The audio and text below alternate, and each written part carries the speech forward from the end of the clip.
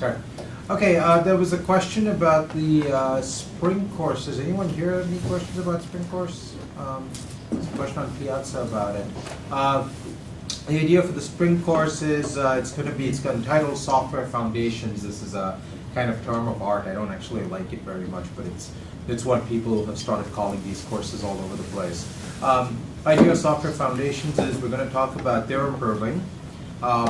How do you prove theorems about programs, and how do you prove theorems about languages? So we've alluded in this semester several times to theorems that we want to have be true, but we've never actually gone down the road of proving anything formally. We certainly haven't talked about means by which you can prove things with some amount of automation. So the big trend, this is an idea that's been around for about 40 years. If we want to have theorems proved about our programs, why not use computers to do it? We finally are getting to the point where the tools and the techniques are almost good enough for, they're good enough for a dedicated graduate student to use.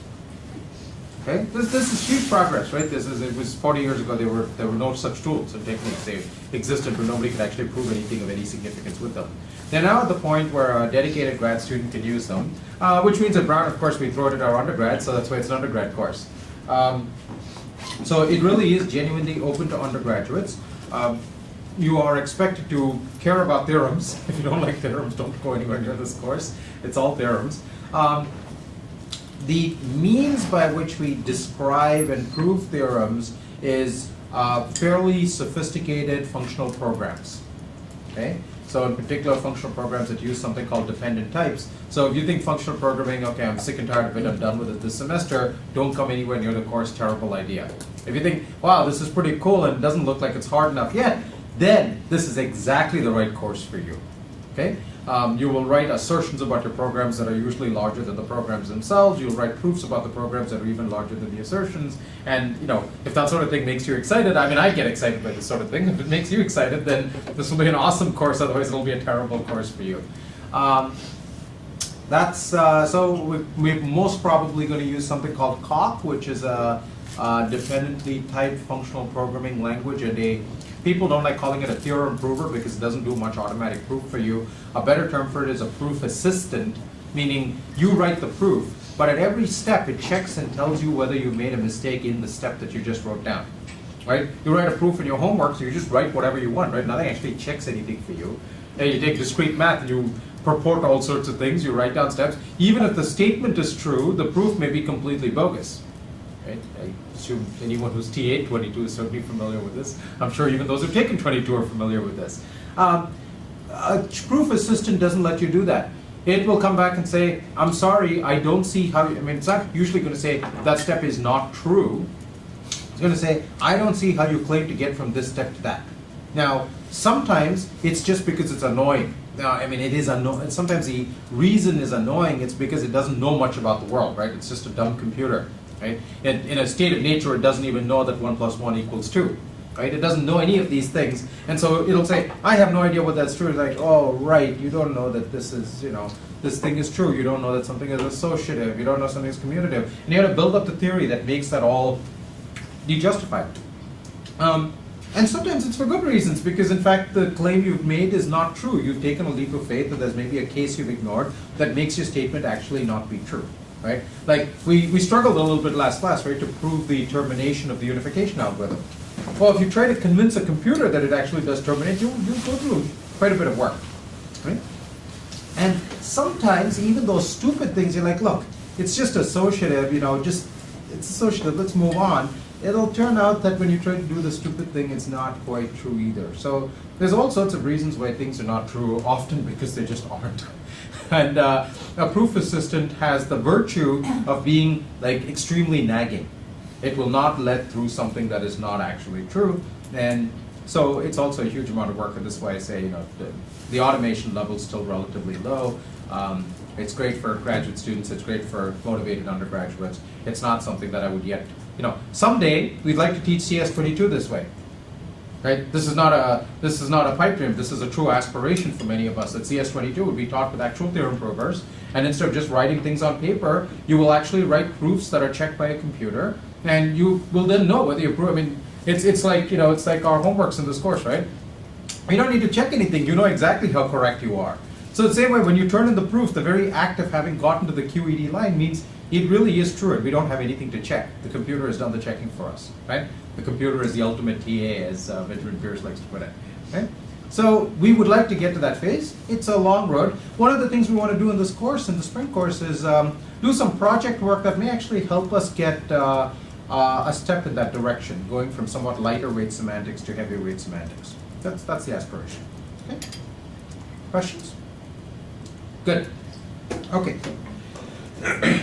This class, I'm actually going to go from what we've talked about the past week or so to what I want to talk about next class. So this is going to be a somewhat unusual segue between the two. So until now, we've written a bunch of data type definitions, both in our programs and as programs we can type, like this. Right? We write define type, binary tree, and it might be a parameterized type, but that's not what's interesting right now.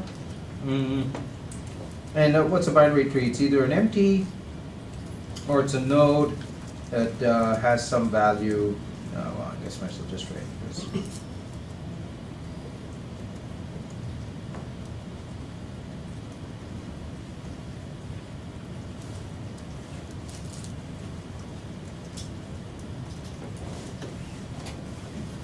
Yes? Familiar? No surprises? Yeah? Okay. Now, we know what functions this defines, right? At runtime, this defines a whole bunch of functions. What does it define? Empty. Okay, good. The constructor. So empty, whose type is what? Yeah, nothing to? Yeah. So BT. Oh, I'm going to drop the alphas because that's not what I want to talk about here. So void to BT. Okay. I guess I should just. Okay. Next. No. Mm-hmm. Which has what? How many arguments? 3. 3.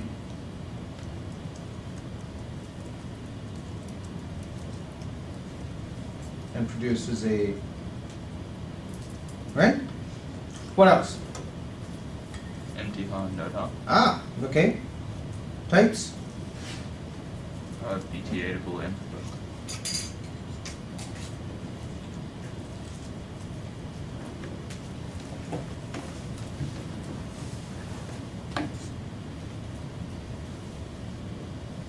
Okay. Any more? Yeah, so the selectors. So node dash V, which goes from BT A, and so on, right? Node dash L and node dash R. Okay? We're good? Why did we end up with this particular set of defined functions? It sounds like a very vague question, I know. Let me refine it. What choices were there? Was there a different set of functions we could have gotten? We actually talked about this several classes ago. For example, what is a function that is not here? What's a function that would be here in the untyped version of the language that is not present in the typed language? BT huh? BT huh. And why is BT huh not there? Because the type checker takes care of that. Because the type already tells us either it's a BT or it's not. And if it's a BT, we know it's a BT, and if it's not a BT, we know it's not a BT, and there's no reason for this predicate to exist, right? Just look at the static type we wrote down. Okay. But we do have empty huh and node huh, right? And why is that? It's given that it's BT, you don't know which it is. You don't have any more refinement of the type beyond the fact that it's a BT, right? Empty and node are both constructors, they make BTs, but there are no types that correspond. I mean, there are types that correspond to empty and node, right? Which type corresponds to empty and node? BT. BT, right? So there is a correspondence, but it's not an equivalence, right? It's not an equivalence. So there is no type that specifically points out this branch and this branch, and so we need some other mechanism by which we can distinguish the two branches, okay? So you could just imagine a completely different way of designing this kind of system. Now, this lecture today is really about design trade-offs, is what it's mainly about. So some of the things that we have are more canonical than others, some other things are more conventional than others, and there's a few different possibilities in this space. I want to see if we can just talk our way through some of these possibilities. So what's the alternative? What other design could I have that maybe leads to a different set of things over here? I could just say, when I write down this piece of code, right, this is just a piece of syntax, right? This is the important thing. It's a piece of syntax that could have multiple different semantics, right? So one semantics is this particular set of types. I could have a different semantics that says, here's what it does. It actually generates 3 types: BT alpha, MT of alpha, and node of alpha. Okay? So, what would the type of MT, the constructor, be? Yeah, so MT is going to take no arguments, and it's going to return an MT of alpha. Actually, let me do this. Let me write capital letters just to avoid confusion with the lowercase names. Okay. What's the type of node?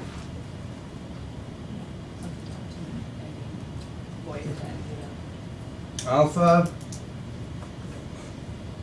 It's going to produce what? The whole point is it's going to produce one of these things, right?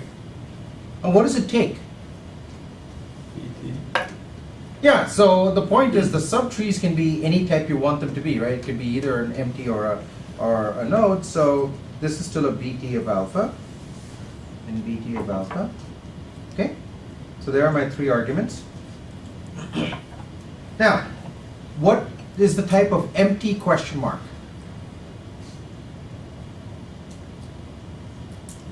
It doesn't, it's just, you don't need it, so it's no, it's the type.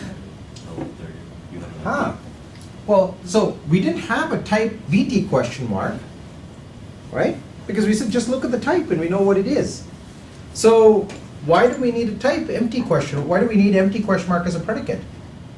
We don't need it because the static type will tell us exactly what it is. Well, when are you given a BT? So we have a trade-off, right? One possibility is to say, look, the static type tells us what it is, so we don't have to worry about it. The other alternative is to say, well, maybe there's still a reason to worry about it. Now let's come back to that. Okay? So these two are now a little controversial, whether we need them or not. Okay? What's the type of node-v, node-l, and node-r? What's the type of node-? Let's just take node-v. ND alpha to alpha. Hmm? ND alpha to alpha. So, does it make sense for a node selector to take an empty tree? Doesn't, and we might as well use our static type system to make sure that we don't end up in that case, right? So it's going to take an ND of alpha to alpha, okay? And similarly for L and R. Well, similarly? Well, let's write it out, shall we? Okay, so what's NDL? Certainly R is similar, so let's write NDL. It's going to take a node, and what's it going to return? A node? What's it going to return? BT. Why does it return a BT? It doesn't know. Because statically it doesn't know whether the child, the left child, is empty or a node, right? In fact, is it possible for the left child to be empty? Eminently possible. Is it possible for the left child to be a node? Eminently possible. Therefore, we have to accommodate both possibilities. So we have to say that this is actually of type BT of A. Okay? All right. In fact, what I'm going to do is I'm going to go back and just for comparison,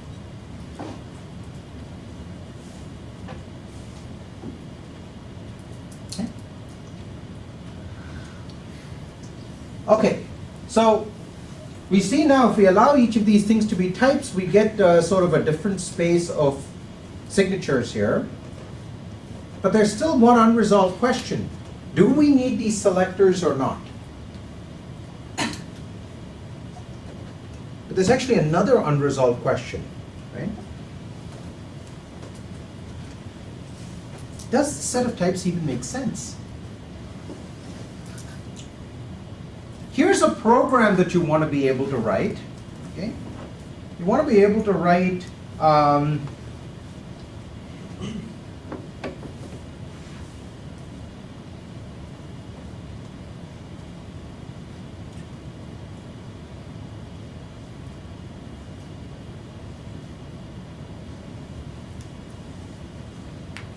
right? Perfectly sensible program. What is the type of this expression over here?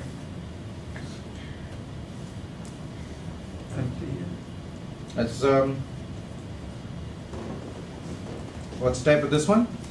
Same thing, right? And this one's a number.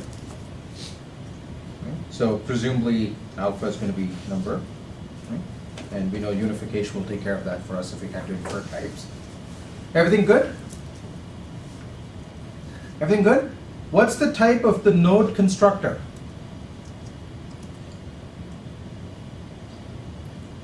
Well, just read it out. What's the type of the node constructor? Number, number. Okay, so in this particular case, it's going to be number,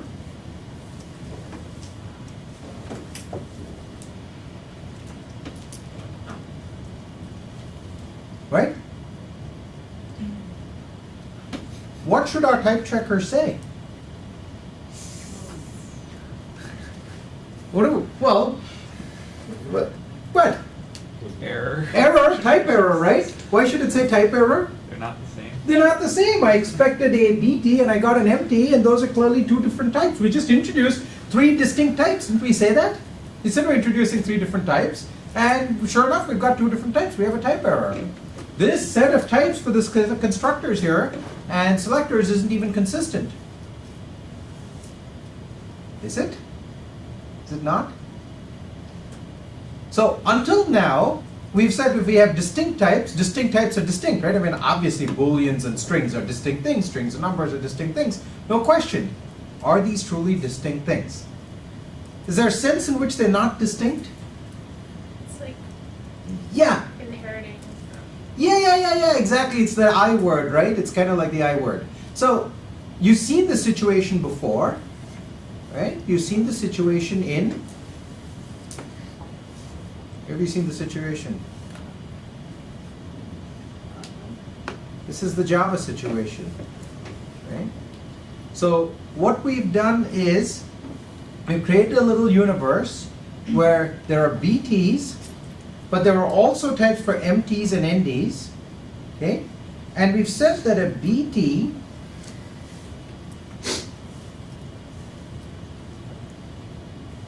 now I'm going to write some informal notation here, but it's meant to be an intuition. A BT of alpha is the union of ND of alpha and, sorry,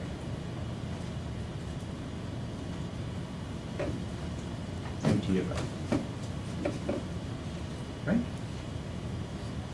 That's implicitly what we've done. So, yeah, you can construct nodes, you can construct MTs, but anytime you want to, there's actually a second thing that's going on, right? First of all, there's this union, and we've also said anytime you want to, you can think of one of these parts as being the same thing as the whole, right? So what we've said is this is consistent with this because it is one of the many kinds of BTs that you can have. Okay? Or to put differently, we're saying that a MT of alpha can occur anywhere we expect a BT of alpha. Right? And similarly, ND of alpha can occur anywhere we expect a BT of alpha. Okay? Now, this is actually going to be the subject of tomorrow's lecture. So I'm going to spend pretty much, well, much of a lecture talking about this very topic. So we'll return to it, but I want you to remember this point, right? It has an implication for the way we design our type system. It has an implication for the way we design our type checker also. Okay? Because our type checker, clearly, previously our type checker was straightforward. It just said one or two types equivalent. I mean, if I have arguments and I have, I have a formals and actuals, I need to compare them. Well, that's straightforward. I just check whether the types are the same. Now, clearly, type sameness has become more complicated, right? And we're actually shifting to something a little more subtle, away from sameness to can occur anywhere something else is allowed to occur, right? Fits into, okay? Or subtypes. And we'll get to subtyping. Yeah. This has only resolved half the problem though, right? Ah, what half of the problem has it resolved, first of all? That was going to be my next question. So let's first talk about what problem we've resolved. Well, you've resolved that you can use an MT or an ND as a BT. but you Okay, have so let's first, okay, so let's be sure about this, right? So if I give myself this rule, then I'm saying that anywhere I write an MT, I can also promote it, as it were, to being a BT, and therefore this perfectly reasonable purple program here will in fact type check, which is exactly what we want. It would be a tragedy if it did not. Okay, so we can have these three distinct types, and we can have these values substitute, and programs will type check that used to type check before, right? But what do you think has not been resolved? going the reverse. I mean, Going the reverse. Okay. So can you give me an example of a program? taking node or NDL of that and then So let's do the following. Okay. Let's write a function. Define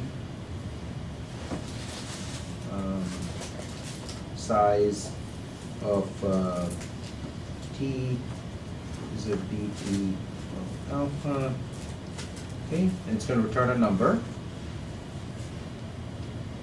How about I just write it in sort of the old-fashioned con style, okay, just so we know exactly what we're working with. So we have a con, okay, and so we say, is it an empty? And if his returns 0, otherwise we ask whether it's a node, and then we add 1 to size of, what do we call it, node dash L?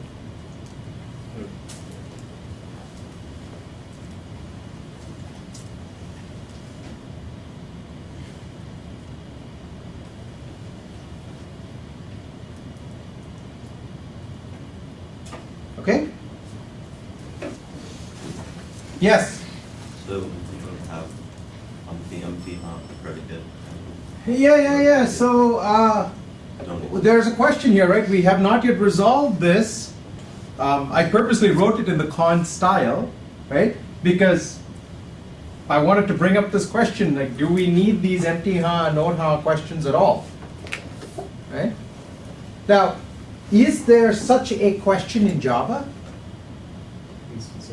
Instance of does exactly this, right? Now, instance of is a little different in the sense that node is basically saying, I'm given a BT and I'm going to tell you whether it's just this little, here's this tiny portion of the tree, right? It's just, this is my whole tree here. Here's my BT, here's my node, and here's my empty, right? And it's only letting us inspect this much, right? It's not letting us do sort of arbitrary inspection of the type, data type. Java actually lets you do that, right? You can ask instance of any old type you want. Now, why does Java let you do that? I mean, Java's got static types. So why would Java have an instance of, we agreed earlier that it didn't make sense to have a BT question mark, right? It just didn't make any sense to have a BT question mark. So there's still some controversy over whether we need to be able to tell these little sub-pieces apart, but we certainly agree it doesn't make sense to ask BT question mark. Why does instance of let you talk about any old arbitrary type? It should only let you talk about the types that are these sort of subtypes of the static type that you're currently looking at, right? So why does it let you do that? There's sort of, I think there's like two reasons. One, Exactly. Oh, good. I was hoping to hear two reasons. well, one is, so I don't know if these are the right two reasons, but one that I'm thinking is it may be redundant, like not necessary, but like like Java has to appeal to like a wide audience of people, so like you might as well have it.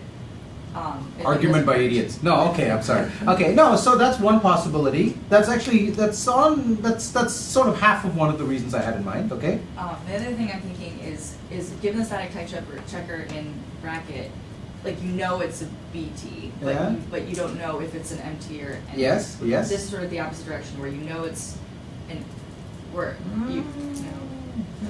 Good try, good try, good try. No, Java has an honest to goodness static type checker, so no. So actually, I have 3 reasons in mind. Now that you started talking. Okay, so one argument is maybe, appealing to the masses. That's a legitimate argument. It's a good language design here if you make language, it makes the language more popular. But I think we can make that more precise. So, anyone else want to take a shot at it? Yeah, I've got 3 reasons in mind, so. This might not be that interesting, but Java has a concept of casting and. Oh, not only is it not uninteresting, it is deeply interesting, right? Because what does casting do? It allows you to like move more specifically. It subverts the type system, right? It lets you sort of move up and down the chain, and so you might need the ability to inspect more things than might have been evident from just the static type, okay? But it's still the case that the casting has to happen inside my chain, right? Inside my tree. So I can't sort of like cross-cast off to some completely different type. So it still seems like it could have been restricted to being inside the current tree somehow, right? Yeah. So, good. Casting was one of my 3 reasons. Any others? Yeah.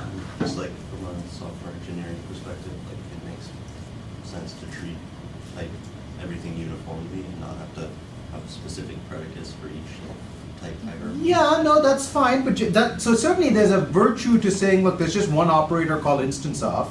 But it could still have been a static error for you to say instance of for something that could not possibly have occurred there, right? Yeah. Isn't everything like an object? Yeah, there we go. Everything is an object, so in some sense, you can, you can go all the way to the top. In fact, you can do something worse. You can go all the way to the top and sort of come back down in different ways. And so the presence of object means that we don't have, this tree here is not, this BT here is unrelated to every other type in the universe, right? I write this defined type. BT is a truly, genuinely new type that's unrelated to every other type. In Java, when you define a class, now I will argue classes should not be types, but that's a polemic for some other day. But when you define a class, it is not unrelated to everything else in the world. It's actually a sibling of a whole bunch of other things in the world. Even if it never says extends something, it doesn't. It extends objects, so it's actually part of that family, right? So that makes the whole situation in Java a little different from this, where BT is truly, genuinely a new type with no relationship to anything else. In Java, it's still related to object, and so the tree is actually a little taller and more implicit than what you wrote down. Okay? It's actually one more reason. Related to objectness. And it's slightly historic. Pre-generics. For generics, the only way to obtain genericity in Java was to make things type object. Maybe most of you are just young enough that you've never lived in that world, okay? But before generics, like when Java first came out, the only way to define something generically was to say, this is object, right? And even then, you couldn't have like base types and whatnot. That's a whole nother story. But the only genericity was to say object. And then the only way to recover from that genericity was to use instance of. And you really did need an unfettered instance of, because if you were writing something generic, you literally have no idea what the type is. I mean, it is, in fact, it could be any object type. It literally could be any object type. It could be anywhere in the tree. Okay? Yeah. We are dating ourselves. 1.5 came out when I was a freshman in undergrad. Yeah, I'm ancient history, man. Yeah, that's right. Yeah, so yes, indeed. Yeah, so most of you do not know the existence of this universe, but if you look at some legacy Java code, you'll still find this sort of artifact around. Okay? So we still need some ability to discriminate between these 2 cases. Now, You could build it into something like typecase, right? So typecase gives you kind of a syntactic sugar that hides the existence of empty ha and node ha. And there's an argument to be made that maybe you don't want to reveal this directly to the programmer, and so the program, if you do it through a typecase, you can hide these predicates and the programmer doesn't get direct access to them. But then you can always recover the predicates by writing a function that just does the conditional for you. So you can't really hide these predicates, right? So if you have a situation where you have this kind of one type is another type relationship, then the static type doesn't give you enough information, and you need some way of being able to recover the fine granularity between them. Okay?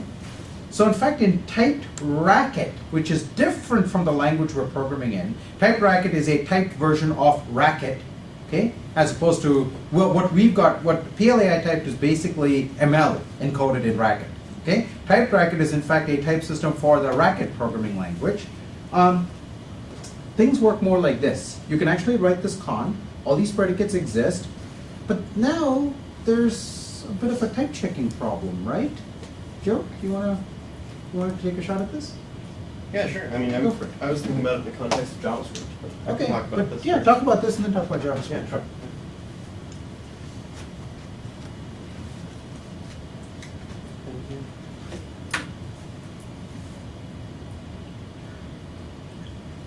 So let's think about what happens when we actually go to type check this program. Jerome suggested that there's a problem, but we didn't point to exactly where the problem was. So if we step through trying to type check size, we have the assumption that t is a bt of alphas. And what do we do when we see the con? We sort of went through if, which is sort of like this con. Can anyone tell me what thing we would check next while we're type checking? Just with the sort of dumb if and functions type checker we talked about in class. Yeah. The first bit empty and t is a boolean. Right. Okay. And what's the type of empty t? So you're right. First of all, we'd have to look at empty t, and we'd be hoping that it's a boolean because it's in this con position. And what's the type of empty so that we can type check that expression? It's up here, right? So bt of alpha to bool. Okay. Good. So that checks out. So this first line here is okay with this check because it takes the right thing, gives back a boolean, and the result is 0, which is a number. So that's working out. This first case works out. Okay. So the second case, node t works out because node was the same kind of thing up there. Plus expects that all of these things be numbers. We say 1 and we say size and we say node left. So what is size expecting to get? A BT. What does node left expect to get?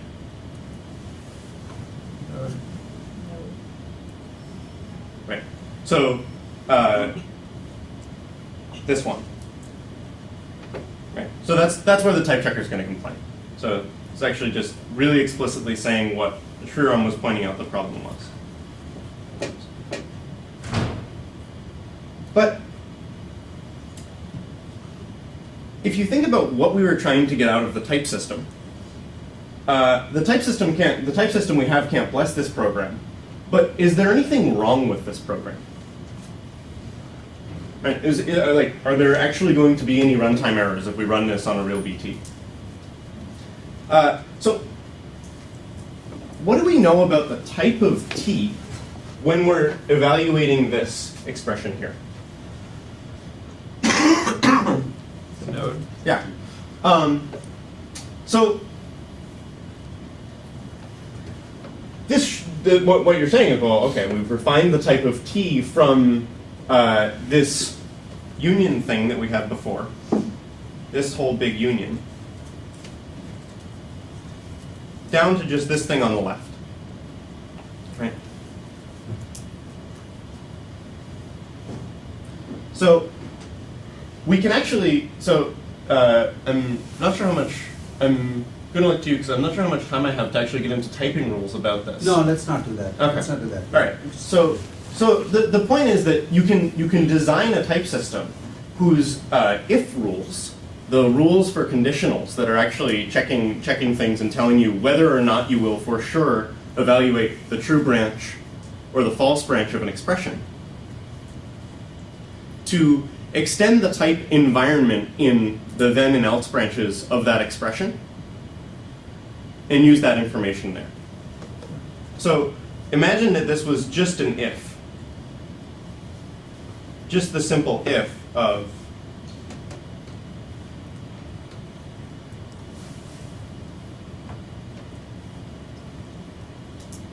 and I'll just simplify this expression so we can just look at a really simple version of this. Let's say we just had this really simple version of the expression. The typing rule for if, I will write down what we have as a typing rule for if before, was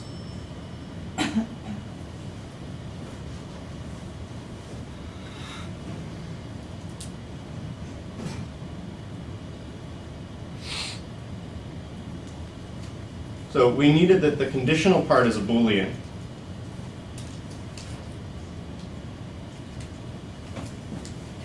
And that the two branches type to the same thing. And so, and everybody agrees with that rule. I didn't screw that rule up, right? So what type bracket is actually doing, more or less, is it's saying that if E1s have a certain shape, if they have a shape like asking a question about a type, this gamma for E2 can actually have more information in it. It can say things like, well, if it was an identifier with a type test, we can add that type to the environment when we go to type check E2. And maybe we can say something about it not being that type when we go to type check E3. Can I make a quick comment? Yeah. Now, hopefully you're saying, wait, I thought he said we could just use that rule that says, the substitution, the subtyping thing that I alluded to, and why is this necessary?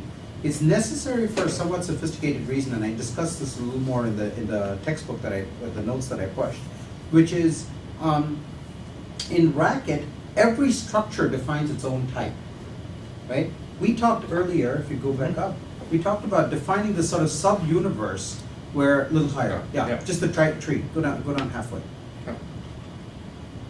Just that tree, right, that creates a little sub-universe, and so ND and empty only have meaning in the context of BT, right? But another alternative, which actually makes more sense for like scripty things, like Python and JavaScript and Racket, is to say, look, every time you write down like a structure definition or a class which is meant to be a structure, that's just its own new type. And then you can form ad hoc unions of them for different purposes, right? Node is its own type, empty is its own type, and BT is an ad hoc union of node and empty. If you do that, then you no longer have the case that every time I see a node, I also have a BT, because a node may participate in all sorts of different collections of ad hoc unions, right? And then you need to have this more sophisticated rule that Joe is talking about. If you know that node can only exist as part of this tree, then you can do the automatic, go from sub to super like you do in Java. And that's what happens in Java, right? You define the subtree very explicitly. Once I define a class node as it extends BT, node can't also extend some other random thing and be some other random thing, right? Whereas here, it can, because it can be a completely ad hoc union. Good. So one thing that comes up when we do type system research on languages where we don't have control of the, for example, ways that structures get created, like in Racket. So in PLA I typed, we designed the language, or rather Sriram designed the language, where he had, Matthew designed the language. Oh, Matthew designed the language. Milner designed the where there's sort of complete control over the kinds of programming language constructs you are given to create new types and new constructors for the types. So you have define type. So there's the choice there that was made to give you a constructor that there is this nice type theory for with these discriminators and type cases. Think about trying to build a type system for, say, Python or JavaScript. I mean, you guys have been thinking about Python. Does Python have type case? What way does Python have to tell the ways does Python have to tell the difference between two different kinds of values at runtime? Right, types really are talking about different kinds of values. What does Python have for telling the difference? Is instance? Is instance, okay. There's is instance. So is instance is like empty hum. It gives you back a boolean that tells you whether something's true or not, but doesn't do what type case does. Quite, yeah. It has a class field. It has a class field, yeah, okay. So that'll help you do sort of a dynamic dispatchy thing, or maybe you can look at the class field and tell something about it. But there's things like is instance, there's o dot underscore class. Okay, so I can use these things to get, I guess there's going to be two things there. To get information out. After I do one of these calls, what am I going to do with it to actually make a decision in the program? Case statement. Case statement, which is really just sort of like an expanded if statement, right? It's really just a con. It's just ifs. So Python, and I'm actually going to talk about JavaScript because the work that we've done for type systems, we don't have a type system for Python. That's why we're making you do Python. We have a type system for JavaScript that has a lot of the same problems. In JavaScript, we don't have, there's no types in JavaScript. JavaScript doesn't know anything about types. JavaScript just has a collection of runtime values that you can do things like isInstance to ask questions about. So JavaScript, for example, has numbers, strings, objects, and in JavaScript what you do is you have a call. This is actually very similar to what you had in Parseltongue. We gave it the sort of correct name, where you can say things like ask what type of, say, 52 is, and you get back. Okay, so and then if you want to actually make decisions about this, you just use if. You literally Python JavaScript programmers have patterns of asking if type of something is a number, do some work with it as a number, else do something else. And this is how JavaScript programmers write programs. Some of you who might be web hackers might have code like this in your JavaScript programs. And in the then branch of that program, you're actually thinking about x like a number, and in the else branch, you're thinking about x as whatever else x could have been that wasn't a number. So I want to look at an example of a real JavaScript program that is actually pulled out of one of the libraries like jQuery. And what reasoning you have to go through to convince yourself that it's safe, that it's not going to have any problems, and how you might go about proving that it's actually safe. Okay? So there's a function called slice. It takes an array and a start and a stop index. And what we want this function to do, because we want to be very convenient and helpful to all the people who are using our library, is not only do we want it to take arrays, oops.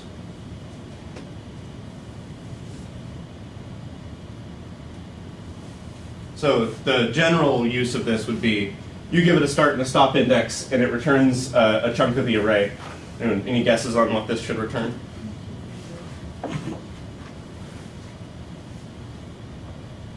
I'm actually just going to do 2, 3. I'll use so that the less than that I have in my head is going to work in the thing in a second. But to be convenient, we also want to be able to, and this actually matches what Python slices do when you use the little colon syntax, is if I leave off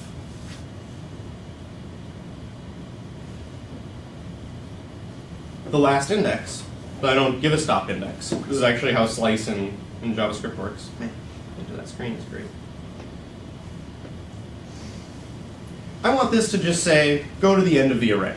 So if I start from 2 and go to the end of the array, I actually want this to give me back 3, 4.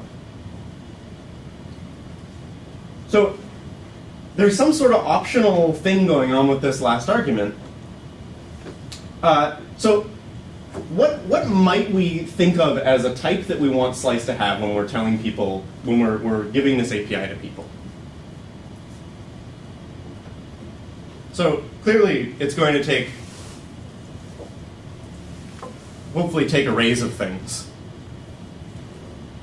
And it seems like we always need to give it a start index that's a number.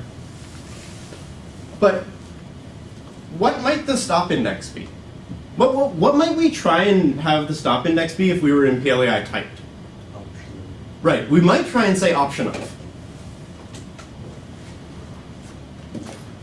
But JavaScript doesn't come with an option of constructor where we can ask if it's some ha or none ha, and then have an accessor to get the field out if it's actually there. That stuff just doesn't exist as something that we have in JavaScript. Joe, you have 2 minutes. Okay. Well, maybe we'll just stop with the problem then. No. Does anyone have a guess for what, actually, are there any JavaScript programmers who know what happens when I leave off that last argument to stop in this function? It's undefined. Right. So it's actually this special undefined value. So if a JavaScript programmer wants to think about this function, there's these 2 values that might come in. There might be the number that they got from the argument coming in, or there might be the special undefined value.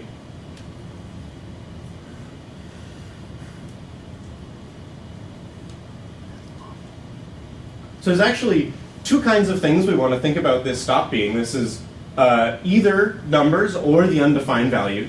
Sort of similar to what we just had in the example Shrem was talking about, where we had a full tree or the empty tree. But we don't have type casey-like things, so we're going to have to use something that we have in JavaScript to figure out, to distinguish between the number and the undefined case. So the thing that we have, so first of all, if I just wrote a really dumb version of this that expected everything to be numbers. So I'm going to make a new array.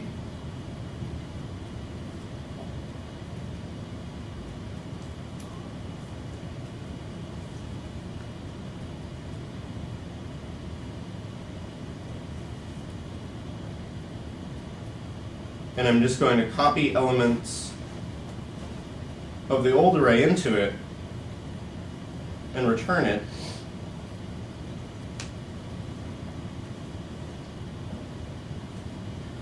What? Name variables correctly. Where would this program sort of type check naively, or would there be a problem somewhere? Any guesses about where there might be a problem? I is less than stop. Right. So hopefully we can think about less than as having some sensible type, like it takes 2 integers and gives us a Boolean back. But here,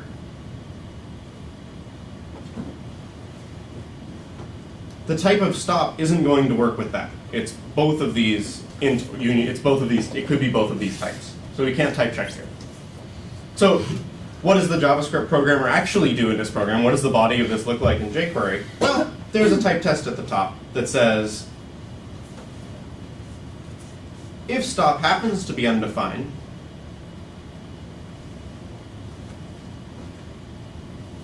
just set stop equal to the length of the array.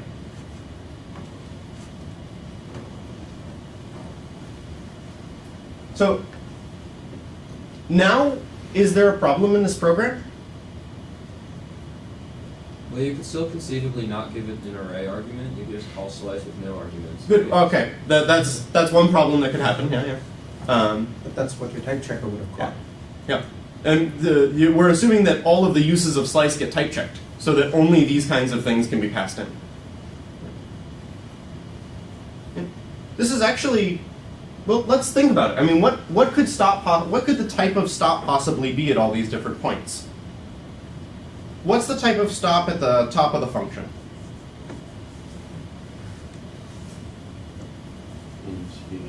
Yeah, right. Okay.